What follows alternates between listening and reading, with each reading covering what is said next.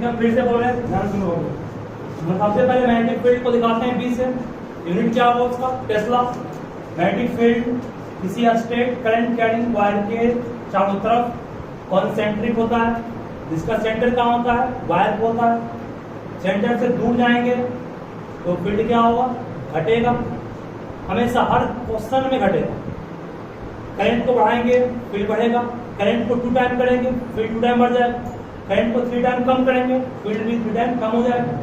Voltage बढ़ाएंगे वो बढ़ेगा, पोटेंशियल डिफरेंस बढ़ाएंगे वो बढ़ेगा, है ना। ऐसे और सब मिला के आप सकते हैं उसको भी। मैग्नेटिक फील्ड पैरेलल है, यूनिफॉर्म है। पैरेलल नहीं है तो वो क्या हो गया? यूनिफॉर्म। मैग्नेटिक फील्ड को दिखाते हैं बी से। इसका प्रॉपर्टी नॉर्थ पोल से निकलता है, साउथ पोल में करता है, आपस में कभी कटता नहीं है। कटता क्यों नहीं है उसका क्वेश्चन हमेशा, क्यों नहीं कटता है? तो अगर मैग्नेटिक फील्ड लाइंस आपस में कट जाएगा तो उस पॉइंट पर आप 2 टेंजेंट ड्रॉ कर सकते हैं, एक यूं इस तरह नीचे और एक इस पर यूं इस तरह। और टेंजेंट को क्या देगा? Direction of magnetic field. किसी एक पॉइंट पर 2 डायरेक्शन वेक्टर का कभी पॉसिबल है? नहीं है, इसलिए हम लोग कह सकते हैं मैग्नेटिक फील्ड लाइन कभी आपस में नहीं है। Magnetic field lines, why two magnetic field lines never intersect? बोलना पड़ेगा because if they intersect there is 2 way of drawing tangent and 2 way of drawing tangent shows it has 2 directions, and we all know that vector has only 1 direction, that is why it is not possible। ठीक है, ये important question में है, इसको figure draw करके ऐसे लिखना पड़ेगा। चलिए, मान लो कि ये नॉर्थ पोल है, ये साउथ पोल है, ये मैग्नेटिक फील्ड लाइंस है। कोई पूछेगा मैग्नेटिक फील्ड लाइंस ये किसका है? तो ये आपका बार मैग्नेट का मैग्नेटिक फील्ड लाइंस है, सही है। ये नॉर्थ पोल, ये south pole. Magnetic field line runs from north to south outside the magnet, while south to north अंदर में साउथ टू नॉर्थ। वो किस कंडीशन को अवे करवाने के लिए साउथ टू नॉर्थ किए? Because magnetic field lines are close and continuous. तो बंद है ये, बंद कब होगा? जब नॉर्थ से निकले और फिर साउथ पर आगे नहीं, अंदर आगे फिर बंद करे इसको, है ना। मतलब यहां से यहां नहीं, अंदर आगे से मिला भी है ना, तब होगा क्लोज। मैग्नेटिक फील्ड लाइन का 4 प्रॉपर्टी हो गया, 3 तो वो था, चौथा it is close and continuous. Close and continuous runs from north to south outside, runs from south to north inside. ये भी क्वेश्चन इंपॉर्टेंट है। मैग्नेटिक फील्ड लाइन ये बार मैग्नेट का है, इसको इतना ही छोड़ना नहीं है, इसको यू इस तरह करना है, वहां है ना, और यू इस तरह। क्या ये टूटा हुआ है क्या? इसको छोड़े इसलिए जगह कम है, इसलिए इसको भी छोड़े इसलिए जगह नीचे में कम, मान लो कभी आप क्या होगा इसमें छोड़। ठीक है, मैग्नेटिक फील्ड सबसे अधिक कहां पर होगा? What is pole? Pole is that region in which the field strength is maximum. Pole is that region in which the field strength is maximum. Pole उस क्षेत्र को कहते हैं जहां फील्ड सबसे ज्यादा हो। ठीक है, यहाँ नॉर्थ पोल साउथ पोल। तो मैग्नेटिक फील्ड लाइंस काफी क्लोज है, क्लोज मतलब स्ट्रॉन्ग, और यहाँ दूर दूर मतलब क्या होगा? बिग। इस दोनों में स्ट्रॉन्ग फील्ड कौन सा कर रहा है? ये कि ये स्ट्रॉन्ग, और ये क्या है? ठीक है, क्लोज जितना हो उतना स्ट्रॉन्ग, जितना दूर उतना वीक। ठीक है, याद है नहीं? अच्छा, मैग्नेटिक फील्ड लाइन ये बार मैग्नेट का किस इलेक्ट्रोमैग्नेट से मैच करता है? सोनोइड। ये पूछता सवाल वैसा। सोनोइड का इलेक्ट्रिक फील्ड पैटर्न भी ऐसा ही होता है, पढ़े हो ना? सोनोइड एक स्प्रिंग टाइप का होता है, पढ़े हो, इसको पढ़ाएंगे इसको हम। इसका मैग्नेटिक फील्ड पैटर्न भी बार मैग्नेट की तरह होता है। अंदर में क्या होता है? आपस में क्या होगा? अंदर में पैरेलल होता है ना। पैरेलल क्या शो करता है? Magnetic field line is same uniform. Important question में एक सभी एक है। चलो सबसे केस को हम से उसके बाद सुनोगे। ये तो आपका हुआ एक स्टेट करंट कैरिंग कंडक्टर के कारण मैग्नेटिक फील्ड का स्ट्रेंथ डिपेंड किस पर किया, वो डायरेक्शन निकाले किससे, वो property of magnetic field line, symbol, unit और सम। चलो उसके बाद फिर एक सर्कुलर लूप, ये करंट कैरिंग सर्कुलर लूप है। ये लूप है, इसका दोनों इंड को जोड़ दिए किससे? दोनों इंड को मैंने जोड़ दिया किससे? बैटरी से। नो प्रॉब्लम एट ऑल, जुट गया। जुटने के बाद ये प्लस ये माइनस, करंट इन गया, current in, current in, current यूं इस तरह से इन कर गया। सही यहाँ पे क्या ना? चलिए, ये करंट होगी। क्या शो करना आपको? इलेक्ट्रोमैग्नेटिक फील्ड लाइन ड्रॉ करने पूछता है, इसका भी। एक छोटा टुकड़ा यहाँ लेते हैं, एक स्मॉल टुकड़ा यहाँ लेते हैं। इस एंड में करंट कहाँ गया? ऊपर, छोटा सा टुकड़ा स्ट्रेट लाइन की तरह बिहेव करता है, तो करंट ऊपर गया, फील्ड कैसे होगा? यूं इस तरह से आपका ये क्या बन रहा है? ये बन रहा है तुम्हारा मैग्नेटिक फील्ड लाइंस। कहोगे सर यहां तक तो बना इस सर्किल, अब क्यों छोड़ दिए? जगह कम है। इस टुकड़े में भी बनेगा, कौन सा नहीं बनेगा? यूं इस तरह से यहां भी बनेगा, सही है। एरो अभी किसी ने दिया नहीं है, ये एरो करंट का एरो है ना, फील्ड हो गया, ऐसे करंट गया ऊपर, ऐसे गया, ऐसे गया, मतलब ये क्या हो गया? एंटी क्लॉकवाइज हो गया ना। नीचे घड़ी मान लो, नीचे घड़ी है, फिंगर से मूव कर रहा है, मींस कांटा ऐसे मूव कर रहा है, एंटी क्लॉकवाइज, सही है। रिएक्शन हो गया। इसमें को करंट फॉरवर्ड कर ऐसे क्लॉकवाइज हो गया ना, कांटा ऐसे मूव कर, सामने घड़ी है, कांटा ऐसे मूव कर रहा है क्लॉकवाइज, सही है। और ये कब करंट कहां गया? गया दोनों तरफ सेंटर पे आकर के मैग्नेटिक फील्ड आपस में कोइंसाइड कर गया। जब कोइंसाइड कर गया तो दोनों तरफ का फील्ड स्ट्रेंथ जब आपस में मिल जाएगा, कोइंसाइड कर जाएगा, फील्ड स्ट्रेंथ घटेगा बढ़ेगा? बढ़ जाएगा। इसका मतलब मैग्नेटिक फील्ड लाइन सेंटर पर क्या बढ़ गया? क्यों बढ़ गया? बोलना पड़ेगा because both side of magnetic field lines coincide at the centre. Coincide ये एक वर्ड हम और यूज किए थे, ऐड। ऐड मतलब जुटना होता है, जुड़ना, कोइंसाइड करना, ओवरलैप करना, कट नहीं करना, ओवरलैप करना। इस दोनों को ओवरलैपिंग कहेंगे। ये अभी क्या ओवरलैपिंग हो गया ना, इसको कहेंगे कट, कोइंसाइड करना होगा, ठीक है। सेंटर पर मैग्नेटिक फील्ड लाइन क्यों बढ़ जाता है? Because magnetic field lines from both side of the loop will adds up या कोइंसाइड, ठीक है। चलो उसके बाद पढ़ाई के मैग्नेटिक फील्ड किस फैक्टर डिपेंड करता है? पहला करंट पर, करंट यहां ही बढ़ेगा फिर बढ़ेगा। दूसरा डिपेंड किस पर किया? नंबर ऑफ टर्न पर, नंबर ऑफ टर्न बढ़ेगा तो भी बढ़ेगा। अब कंसेप्ट देखो क्या इसका डेवलप करते हैं। नंबर ऑफ टर्न बढ़ने का मतलब तार थिक हो रहा है, कितना हो रहा है? थिक और मोटा हो रहा है। तार मोटा मतलब सीए से बढ़ रहा है, सीए से बढ़ रहा है तो रेजिस्टेंस घट रहा है, नहीं रेजिस्टेंस घट रहा तो करंट बढ़ रहा है तो फील्ड, समझ गया ना। मतलब एग्जाम में भूल भी जाओ तो लिंकअप करके निकाल लो, ठीक है। यही काम होता कंसेप्ट का, फॉर्मूला भूल भी गए कंसेप्ट का लिंकअप खुद से कर लोगे निकल जाएगा, ठीक है। नंबर ऑफ टर्न बढ़ेगा फील्ड बढ़ेगा, नंबर ऑफ करंट अमाउंट बढ़ेगा तो फील्ड बढ़ेगा। और एक उसमें ऑप्शन था रेडियस बढ़ेगा तो फील्ड घटेगा, कहा है ना, इन्वर्सली होता है। रेडियस बढ़ेगा तो डिस्टेंस बढ़ गया सेंटर का, डिस्टेंस बढ़ गया तो फील्ड घट जाएगा। लूप बढ़ा ले लिए, सेंटर पर डिस्टेंस बढ़ गया था ना, डिस्टेंस बढ़ गया फील्ड घट जाएगा। ये तीन फैक्टर पर डिपेंड करता है, कौन? सेंटर पर मैग्नेटिक फील्ड, किसके कारण? करंट कैरिंग सर्कुलर लूप के कारण। ये अब इस करंट कैरिंग सर्कुलर लूप किसकी तरह एक्ट करता है? ये फायदा आपको करंट कैरिंग सर्कुलर लूप, उल्टा बोल दिया, करंट कैरिंग सर्कुलर लूप के चारों तरफ जो मैग्नेटिक फील्ड बना उसके डायरेक्शन को निकालने के लिए किस रूल का यूज करते हैं? Clock face rule. और मैट्रिक क्या था? मैक्सवेल का उल्टा, मैक्सवेल का उल्टा। मैक्सवेल ने कहा थंब करंट है, curl of finger magnetic field है, तो इसका उल्टा क्या होता है? कर्ल ऑफ फिंगर करंट है, थंब मैग्नेटिक। मान लो ये लूप है, करंट इस तरफ गया, करंट इस तरफ घुमाने को, कर्ल इस तरफ हुआ तो थंब आउटवर्ड हुआ ना, thumb outward means magnetic field निकल रहा है। जिस फेस से निकला वो फर्स्ट क्या हो गया? क्या हो गया? ये नॉट, सही है। इसका उल्टा बैक फेस क्या हो जाएगा? इस लूप में करंट तो ऐसे कर रहा है, घड़ी मारो सामने में, घड़ी में कांटा ऐसे मूव कर रहा है, घड़ी में कांटा से मूव करता है, क्लॉकवाइज करते ना, हम कहां इनवर्ड, इसका मतलब ये फेस क्या हो गया? ठीक है। Thumb inward to south pole, thumb outward north pole. और इसका ट्रिक क्या बोले? क्लॉक फेस में भूल जाओ, मैक्सवेल रटो, मैक्सवेल के रूल को रटना है, मैक्सवेल को रटने का, ठीक है, करेगा ना। वहां पर थंब क्या हो गया आपका? वहां पर थंब था करंट, यहाँ थंब क्या हो गया? फील्ड। वहां कर्ल ऑफ फिंगर था आपका मैग्नेटिक फील्ड, यहाँ कर्ल ऑफ फिंगर क्या हो गया? कर्ल मींस घुमाओ, कर्ल मींस क्या होता है? घुमाओ, इसका घुमाओ, फिंगर घुमाओ, ठीक है। ये क्वेश्चन यहां से बन सकता है। चलो ये फील्ड सबका याद है, फील्ड में 3 में से कोई एक आएगा। इसका कम चांस या चांस सर्कुलर लूप का या सोलनॉइड का है, दोनों में से गारंटी मान लीजिए पूछेगा। और आपका एग्जाम इतना नियम सब में आया भी होगा, याद होगा नहीं आया था? इसको नहीं पूछता कोई, या इसको पूछेगा उसको पूछेगा। हाँ चलिए, हाँ इसका मतलब पूछ है तो पूछ।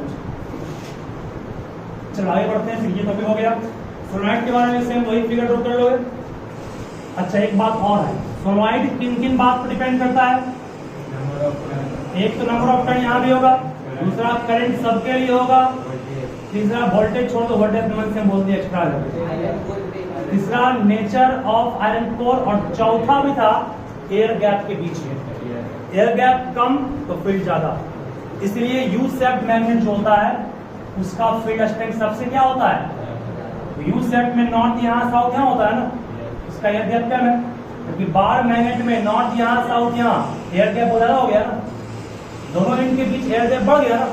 एयर गैप कम समझ जाओ, फील्ड ज्यादा, एयर गैप ज्यादा तो फील्ड कम। 3 बात तो हो गया, नंबर ऑफ टर्न, करंट, और तीसरा क्या बोले आपको हम? Nature of core material.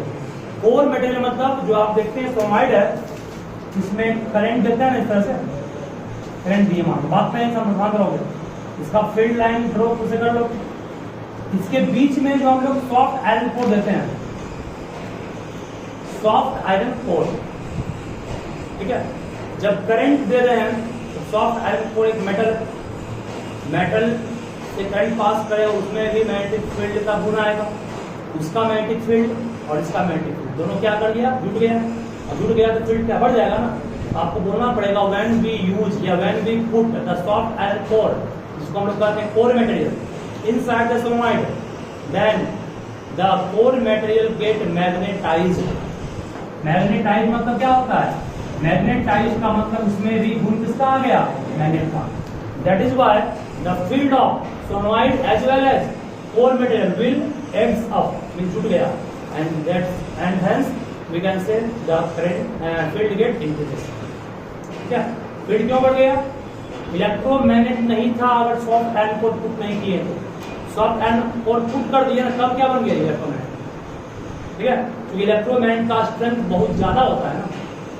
सिर्फ सोलनॉइड लेंगे तो उसको सोलनॉइड ही कहेंगे, हालांकि ये भी इलेक्ट्रोमैग्नेट ही है, क्योंकि करंट दिया इसमें नाम, करंट देने के बाद जिसमें मैग्नेट का गुण आया वो इलेक्ट्रोमैग्नेट है। ये भी इलेक्ट्रोमैग्नेट है, हम लोग का सर्कुलर लूप भी इलेक्ट्रोमैग्नेट ही था, करंट के इफेक्ट के कारण वो इलेक्ट्रोमैग्नेट है। लेकिन स्ट्रॉन्ग प्रॉपर्टी होती है इलेक्ट्रोमैग्नेट की, इसलिए हमने कहा उसमें क्या पुट करना है? Soft iron core. स्टील का यूज नहीं करते पुस्तक एग्जाम में। Why steel is not used in place of soft iron core? Because steel जो होता है वो मैग्नेट के गुण को प्राप्त कर लेने के बाद तुरंत छोड़ना नहीं चाहता, तो कुछ देर तक उसको रिटेन रखता है। रिटेन मतलब होता है अपने पास रखना, बरकरार रखना, और रिटेन होने के कारण स्विच ऑफ भी कर दिए तो फील्ड प्रोड्यूस होते जाता है, इसीलिए खतरा का वो कारण बन सकता है। बहुत सारा ट्रेन जो होता है वो मैग्नेटिक इफेक्ट पर काम करता है। अगर ट्रेन को ऑफ भी कर दे फिर भी ट्रेन बढ़ेगा तो कहीं ना कहीं कोलाइड करेगा, कोलाइड करेगा तो पैसेंजर कोलाइड करेगा, और पैसेंजर कोलाइड करेगा तो बढ़ेगा। इसीलिए उसको यूज नहीं करते, स्टील को क्या यूज करते हैं? Soft iron core. याद है ना? बिल्कुल सब कुछ होती है, आज क्या करते हैं सब कौन सा 24 में था। There is either a convergence or divergence of magnetic field lines near the end of current carrying a straight solenoid. अरे गधा, current carrying a straight solenoid जो होता है, कन्वर्जेंस का मतलब होता है कन्वर्ज करना, और डाइवर्जेंस का मतलब होता है क्या? फैलना। यहां तक फैला हुआ था, लेकिन सेंटर के पास सब आकर के क्या हो गया? इस इंड पर आके सब क्या होता है? सब आगे सिकुड़ रहा ना, मतलब कन्वर्ज कर रहा है।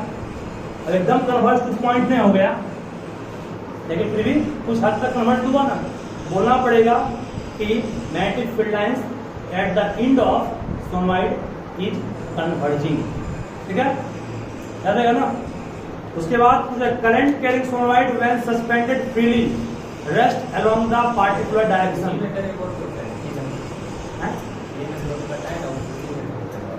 क्या बात कर रहे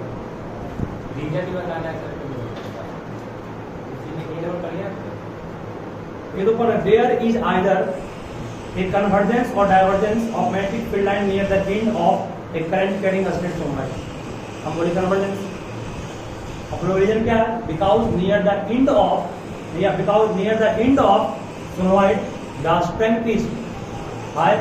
strength high कब होगा? जब magnetic field के अप्रोच होगा। ठीक है, और क्या क्वेश्चन हो गया? तुम्हारे क्वेश्चन पे आएंगे तो वेट करो,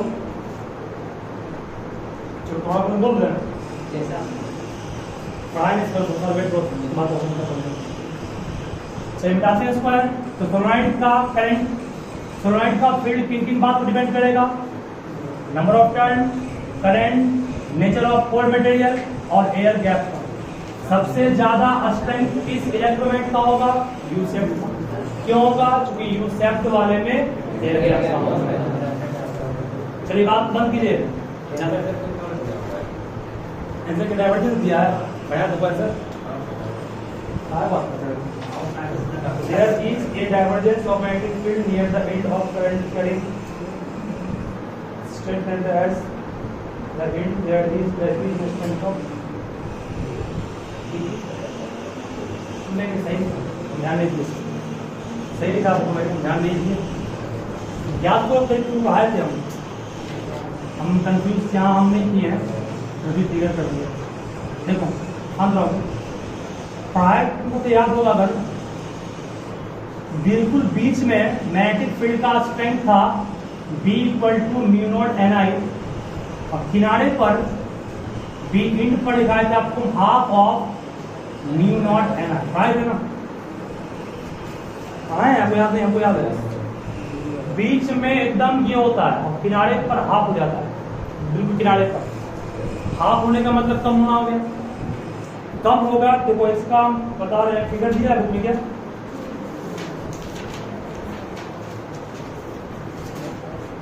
नहीं ऐसा है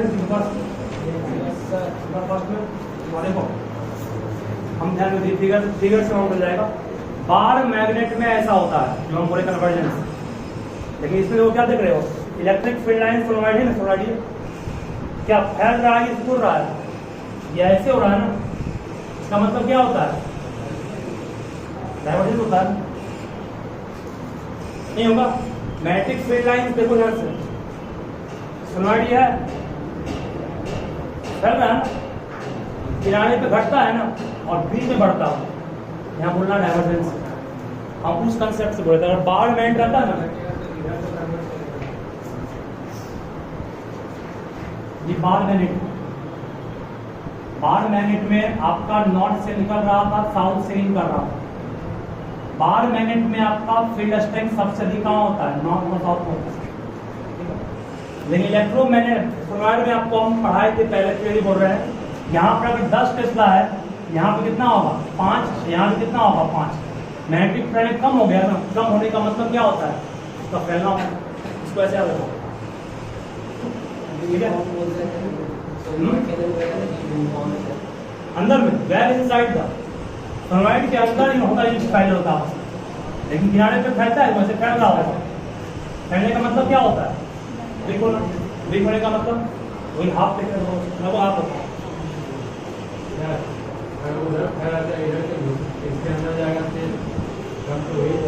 नहीं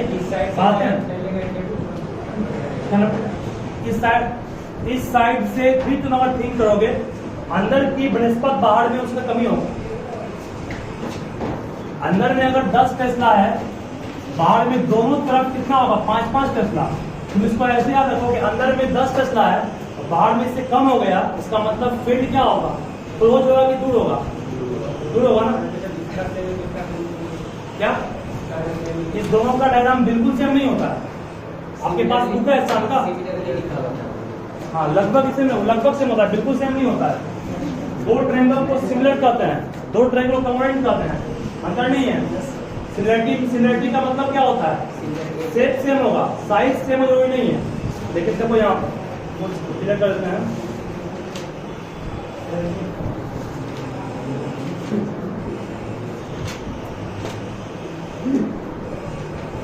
देखो ध्यान से यहाँ इसका फील्ड लाइन ऑब्जर्व करना और इसका फील्ड लाइन ऑब्जर्व करना, दोनों में अंतर है।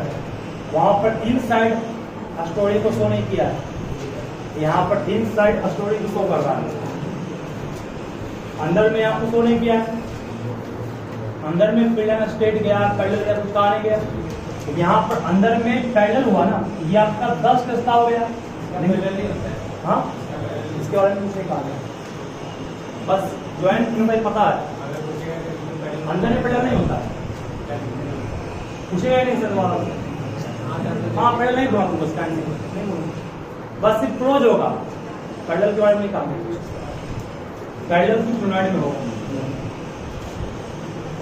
ये इसका अच्छा क्वेश्चन था, इसको तुम थिंक करना कहाँ से है, वही इंड में अंदर का हाफ होगा, हाफ होने का मतलब कम हो गया, कम होने का मतलब फैलना होगा, फैलने का मतलब डाइवर्ट करना होगा, नहीं होगा।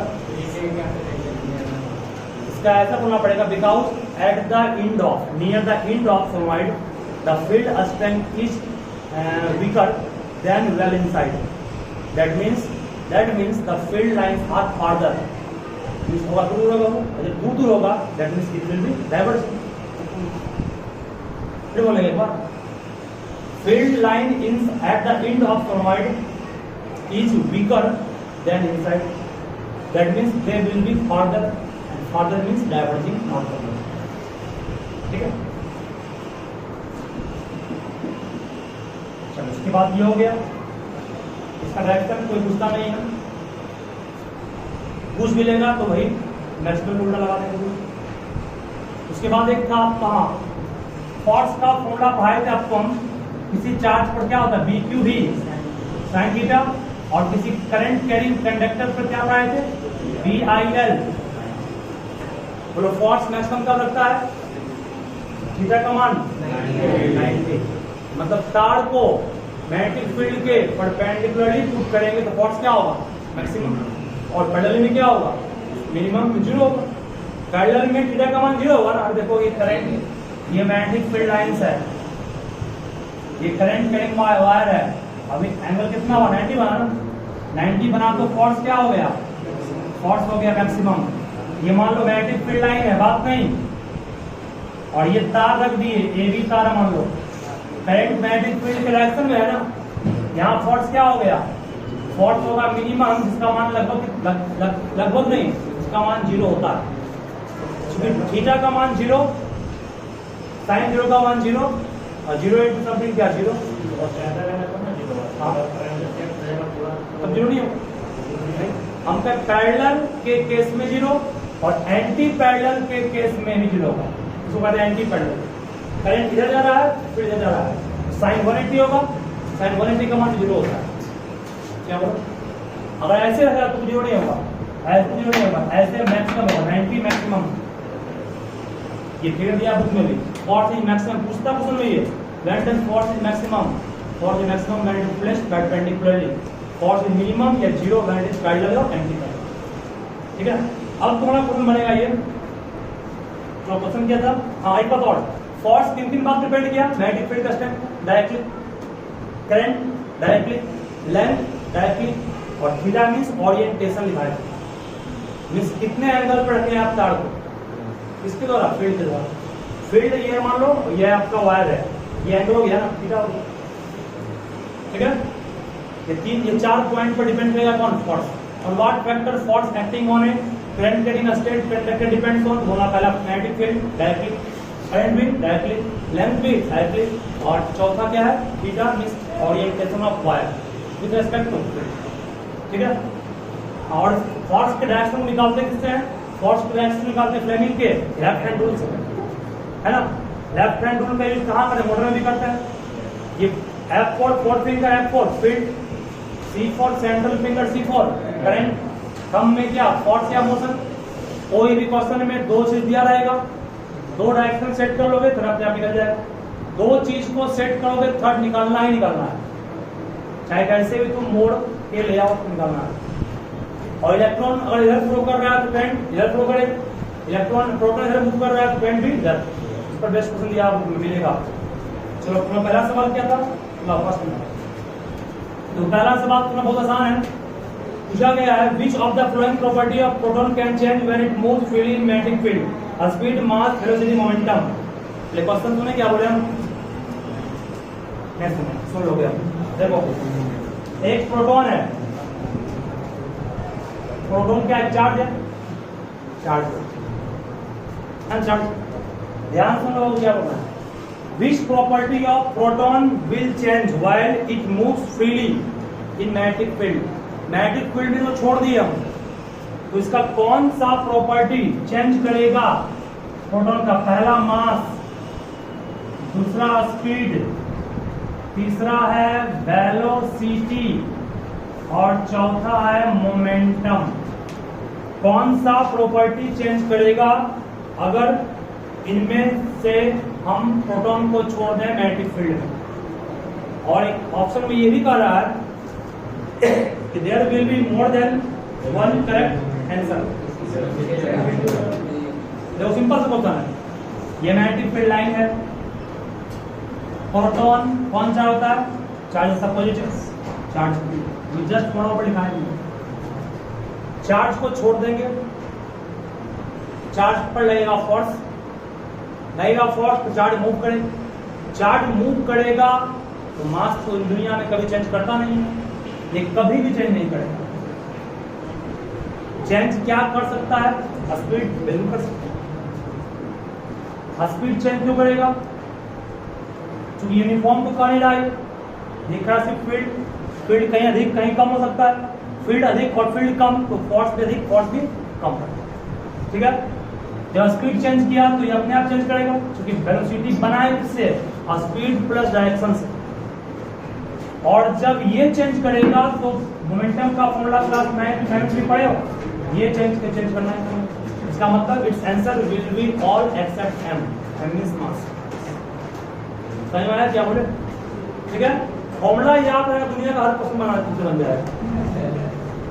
पूछेगा velocity if magnetic field increases 3 times then how many times the force acting on charge increases, 3 times। क्या फील्ड को बढ़ाएंगे 3 गुना बढ़ेगा, 3 गुना। फॉर्मूला याद रखो, क्वेश्चन सारा बनेगा। ठीक है, तो तुम्हारा सवाल खत्म हो गया। और कम्यूटेटर का क्वेश्चन क्या है, कम्यूटेटर का काम होता है करंट के रिएक्शन को चेक करना आफ्टर एवरी हाफ रिवॉल्यूशन। उसका डायग्राम, प्रिंसिपल, कंस्ट्रक्शन, वर्किंग एकदम फिक्स मान लीजिए, यही आएगा ही, चूंकि जनरेटर हट गया है तो मोटर से जाएगा। उसके बाद इलेक्ट्रोमैग्नेटिक इंडक्शन में बहुत काम किए थे, याद है ना। जब कॉइल में मैग्नेट को मूव करने वाले होंगे तो भी गैल्वेनोमीटर में डिफ्लेक्शन होगा, आउट करेंगे तो भी होगा, आउट करके छोड़ दिए तो नहीं होगा, इन करके छोड़े तो भी नहीं होगा, आउट किए तो इधर होगा, इन करेंगे तो इधर होगा। ठीक है, means direction of deflection change करेगा, डायरेक्शन ऑफ मोशन को चेंज करने के बाद। इसको ईएमआई करते हैं, और ईएमआई मींस इलेक्ट्रोमैग्नेटिक इंडक्शन। इस दौरान जो करंट होगा प्रोड्यूस, उस करंट को क्या करते हैं, means the production of current due to EMI is produced. ठीक है, इंड्यूस्ड करंट प्रोड्यूस तभी होगा जब वो सर्किट क्लोज होगा। सर्किट ओपन तब प्रोड्यूस क्या होगा, भूल गए, इंड्यूस्ड ईएमएफ होता है। सर्किट क्लोज, करंट क्लोज में ही करंट फ्लो करेगा। सर्किट ओपन है मतलब ये कॉइल आपका है और इसको हम क्लोज कर दिए तो यहां प्रोड्यूस क्या होगा, हम इसको इन आउट करेंगे, यहां प्रोड्यूस क्या होगा, करंट प्रोड्यूस होगा ना, होगा, बिकॉज सर्किट यहां क्लोज है। सर्किट अगर ओपन, यहां मान लो स्विच ओपन है, ऐसे में छोड़ दिए इसको, इसके दोनों किनारे पर डेवलप क्या हो जाएगा, पोटेंशियल। मतलब ये 10 वोल्ट, ये कितना हो गया 5 वोल्ट, तब ना करंट फ्लो करेगा हाई से लो। सर्किट ओपन तो इंड्यूस्ड ईएमएफ, सर्किट क्लोज तो इंड्यूस्ड करंट। ठीक है, हालांकि इंड्यूस्ड ईएमएफ नहीं पूछेगा हमारे ख्याल से, फिर भी ध्यान रखना। और जितना फास्ट मोशन करेंगे उतना अधिक करंट प्रोड्यूस होगा। कॉइल को स्टेबल रख दिए, मैग्नेट को मूव कर रहे तो भी होगा, मैग्नेट स्टेबल है, कॉइल मूव कर रहे तो भी होगा। इसको साइलेंट कर दिए, अब इसको मूव करेंगे तो भी होगा कि नहीं होगा, तब भी होगा। मैग्नेट को मूव करोगे तो भी होगा, इसको स्टॉप करके इसको मूव करोगे सिस्टम को तो भी होगा, दोनों को मूव करोगे तो भी होगा, लेकिन दोनों के बीच कुछ रिलेटिव मोशन होना चाहिए। ठीक है, एक ट्रेन इधर जा रहा है 10 मीटर पर सेकंड से, दूसरा ट्रेन भी इधर जा रहा है 10 मीटर पर सेकंड से, दोनों के बीच रिलेटिव कितना हो गया? 0 हो गया। सेम में घटता है और अपोजिट में घटता है। तब तो जब ट्रेन इधर से आती है और इधर जाती है तो हमेशा लगता है कि ट्रेन फास्ट जा रही है। इसका कारण यही है क्योंकि वहां पर दोनों, आपको लगता है वो अधिक फास्ट चल रहा है और आप जा रहे हैं फास्ट, क्योंकि वहां पर रिलेटिव स्पीड जुड़ जाता है अपोजिट में। सेम में क्या होता है? घट जाता है। तो 10 से ये भी जाए, 10 से ये भी, 10 में तो 0 होगा, लया वो रेस्ट में, लया वो रेस्ट में। सही बात है, होगा। तब तो अर्थ जिस रफ्तार से मूव कर रही है उस रफ्तार से हम भी मूव कर रहे हैं, तब तो लगता है रेस्ट में। लगता है कि लगता है वही, अगर अर्थ पर एक राउंड मान लेते हैं गोल घूम करके, उसके बाद देखते हैं अर्थ को दीवार बिल्डिंग से घूम रहा है, तो उसमें आपका स्पीड जोर होता है, जोर होता है। ठीक है, इस चीज को याद रखिएगा। और इस चैप्टर में कुछ नहीं, अब क्वेश्चन पूछ सकते कुछ है प्रश्न? एमआरआई नहीं पूछेगा। हाँ, फ्रिज से गेट में यूज करते हैं, मैंने ट्राई सब जानते तुम्हें बचपन से ही है। अस्नो रूल एक्स्ट्रा पढ़ाए, snow rule, Ampere, swimming rule, swim करते हैं वो सब बस फंक्शन था। बोल रहे क्या? सारे बोले, बोल रहे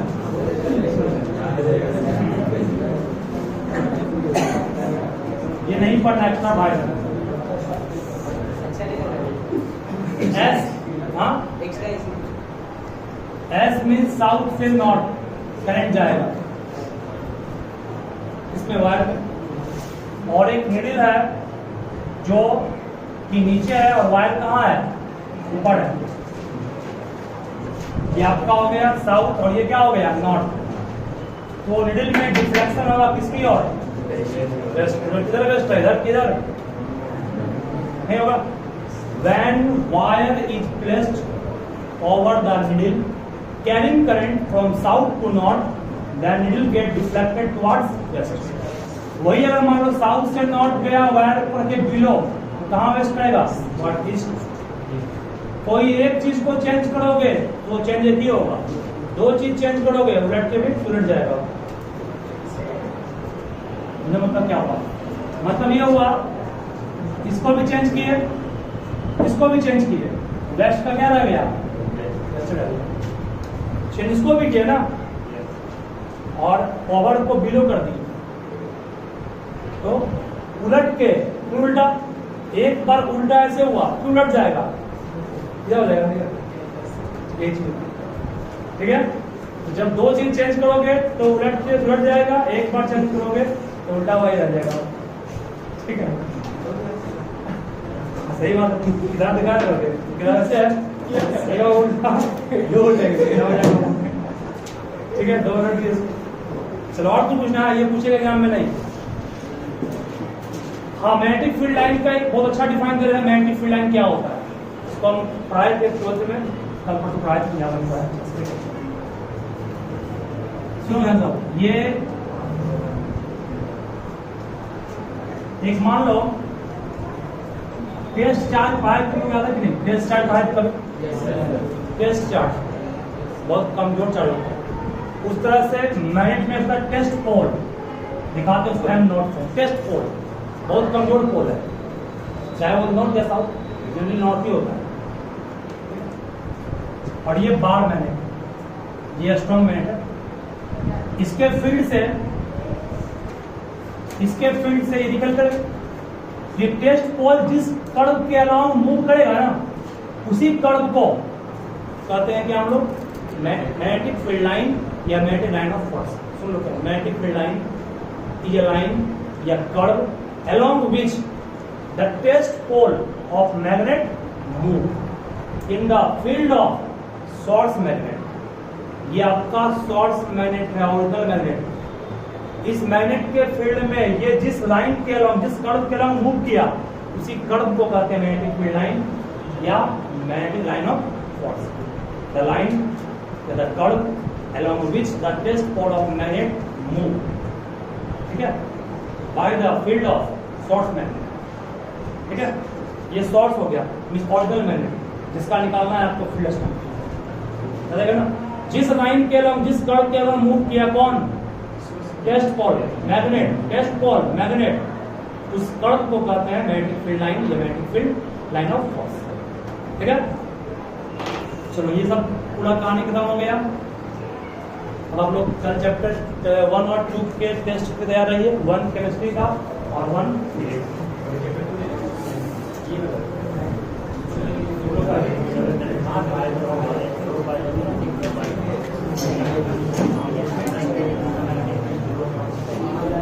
सेंटर का मैग्नेटिक फील्ड जीरो होगा अगर दोनों का मैग्नेटिक फील्ड लाइन का डायरेक्शन अपोजिट,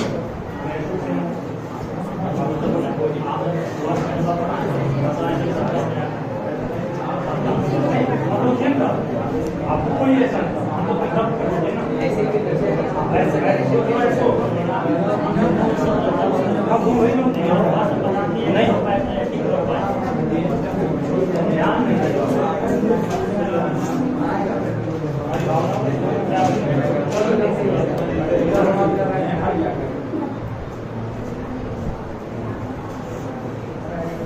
देखो ये सुनो, ये ऐसे गया और ये ऐसे आ रहा है, मत कर गया और ड्रामा करते हो।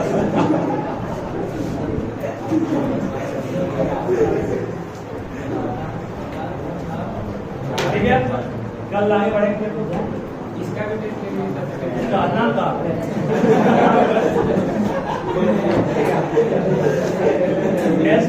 कल इसका तुमने मना किया है,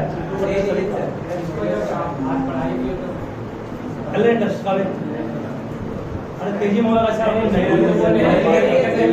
कल चैप्टर 1 और 2 दोनों का टेस्ट है, 1 2 फिजिक्स का, 1 से केमिस्ट्री का। अब्सेंट कोई नहीं करोगे, सभी को आना, ठीक है। तब टेस्ट में मजा भी आता है, कॉपी चेक करने में, जज करने में, ठीक है। जाओ।